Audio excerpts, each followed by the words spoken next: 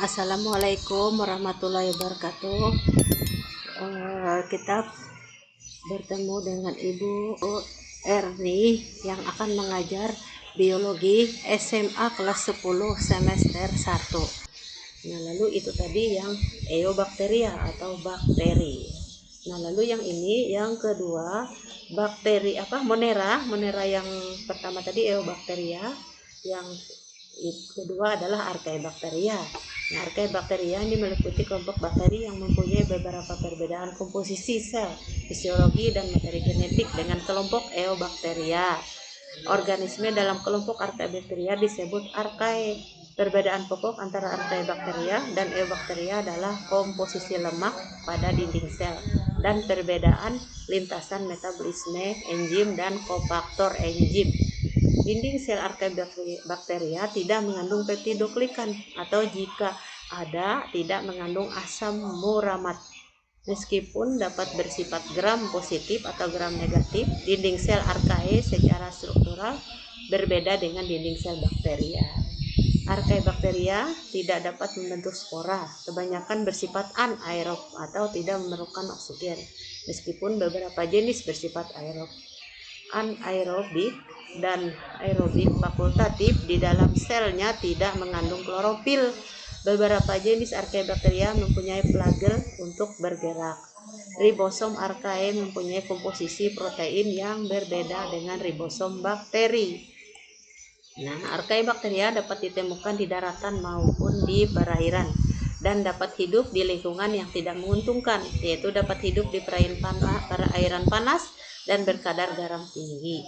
Bentuk sel bervariasi, misalnya berbentuk bola, batang, dan spiral. Seperti bakteri ini bereproduksi dengan pembelahan sel, membentuk tunas dan fragmentasi benang pada Archaebacteria yang hidup berkoloni atau berkelompok.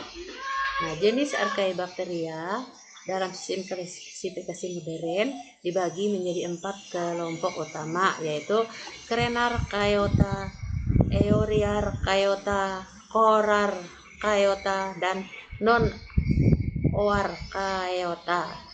Euriarchaeota merupakan kelompok yang penting, terdiri dari Methanococcus, Methanophyri, Methanobacter, Halobakteri, Thermoplasma, Thermococcus, dan Archaeglobi.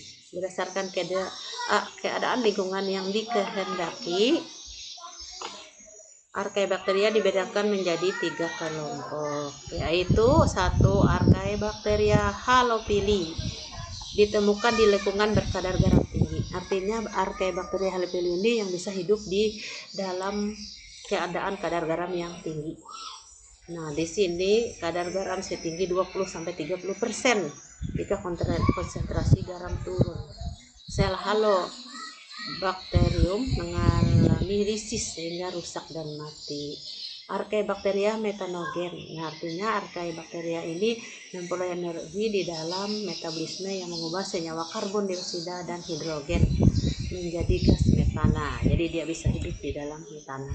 Nah, lalu Archaebacteria thermophili, artinya bakteri ini bisa hidup dalam suhu yang sangat panas, yaitu bersuhu tinggi, relatif tinggi, ya, lebih tinggi daripada suhu yang ditolerir Eobacteria atau bakteri, yaitu mencapai suhu 80-110.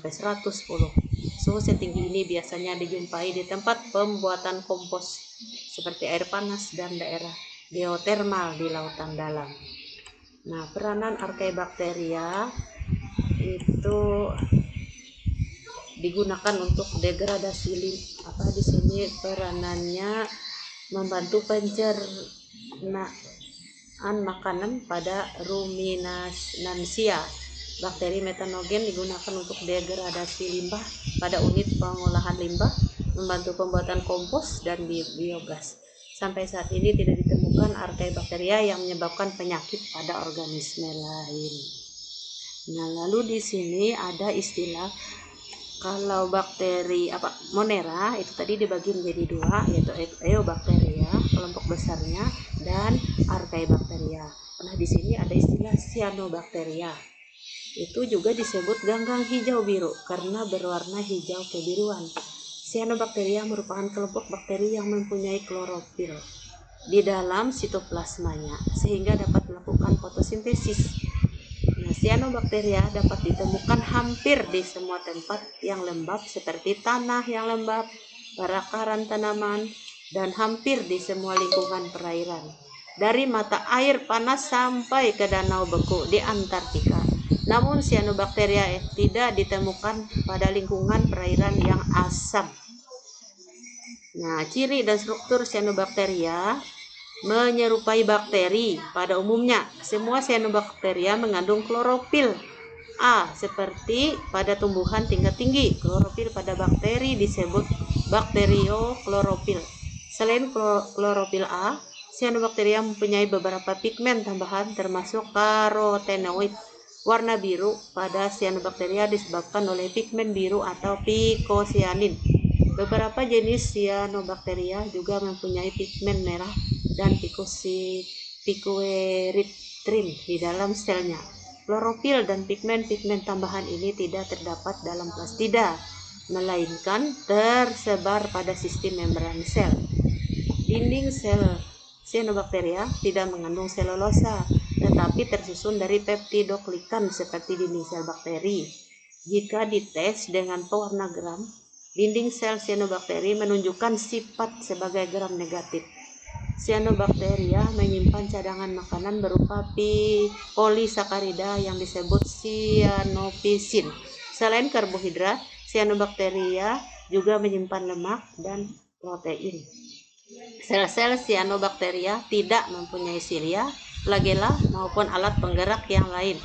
Namun demikian, beberapa cyanobacteria yang berbentuk filamen dapat bergerak.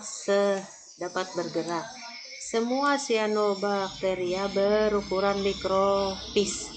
Jadi artinya ini untuk cyanobacteria ini tidak bisa dilihat dengan mata langsung.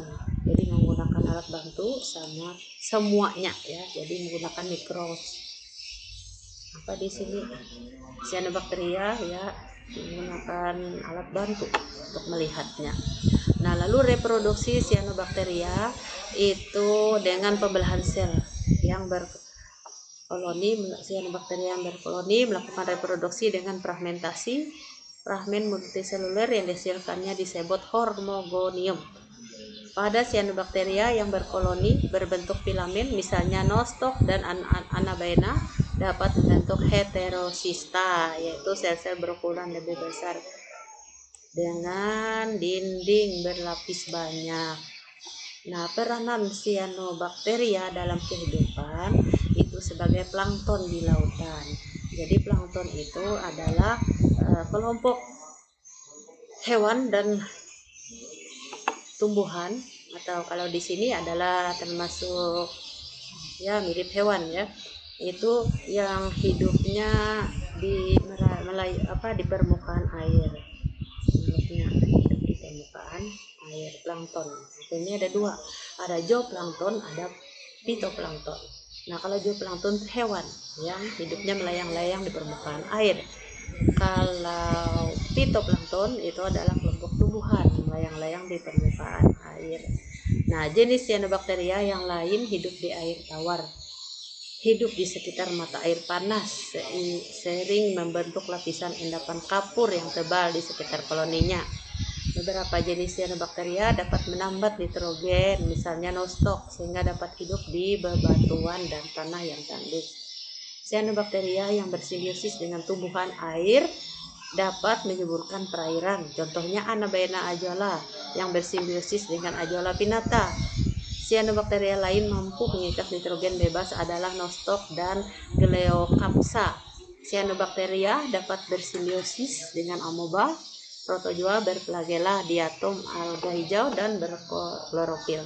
Cyanobacteria yang lain tumbuhan tingkat tinggi dan cendawan. Beberapa jenis cyanobacteria dikembangkan sebagai sumber makanan atau protein sel tunggal. Salah satu jenis yang populer adalah spirulina yang mengandung protein tinggi dan aman dikonsumsi. Nah, beberapa cyanobacteria yang hidup di perairan menghasilkan racun sehingga dapat membunuh organisme yang hidup atau menggunakan air di perairan tersebut. Cyanobacteria juga dapat hidup di tembok dan batu atau candi sehingga merusak bangunan dari tembok dan batu. Ya, demikian materi tentang Monera.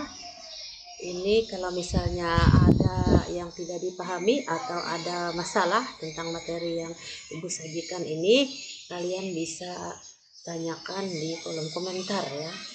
Nah, jadi ini semoga materi yang Ibu berikan ini bermanfaat bagi kita semua. Sekian dan terima kasih.